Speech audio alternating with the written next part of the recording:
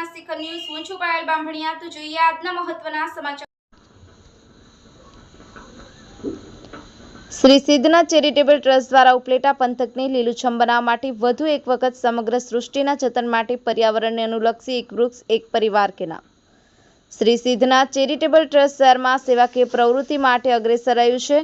આજના દિવસે ટ્રસ્ટના જયેશભાઈ ત્રિવેદીએ ઉપલેટા પંથકને હરિયાળું અને લીલુંછમ બનાવવા માટે ઉપલેટા શહેરમાં આવેલ વીવી લક્ષી વિનય મંદિર, બાપુના બાવલા ચોક, ટાઉન હોલ પાસેથી વિનામૂલ્યે ફૂલછોડ, વનીકરણ સહિત અન્ય રોપાઓનું વિનામૂલ્યે વિતરણ કરવામાં આવશે।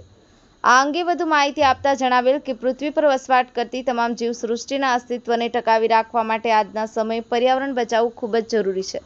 એવી જ રીતે ગરમીથી બચવા માટે અને અન્ય કેટલાય પ્રકારે પર્યાવરણ આપને બચાવતું આવ્યું છે અને આજે તેમને ટકાવી રાખવા માટે વૃક્ષોના વાવેતર થકી જ આ વસ્તુ શક્ય બનશે તેવા સંકલ્પો સાથે તેમણે એક કાર્યક્રમ એક વૃક્ષ એક પરિવાર કે નામ આપેલ છે। આ તકે ખાસ અતિથિ વિશેષ તરીકે રવિભાઈ માકડિયા તથા ધારાસભ્ય મહેન્દ્રભાઈ પાડલિયા તથા જિલ્લા વન વિભાગ અધિકારી શ્રી તુષારભાઈ પટેલ ઉપસ્થિત રહી ટ્રસ્ટ સાથે સંકળાયેલ કાર્યકરોએ જહેમત ઉઠાવી રહ્યા છે। બ્યુરો ચીફ આસિફ ખોખર, સત્યના શિખર ન્યૂઝ, રમેશ સત્યની સાથે।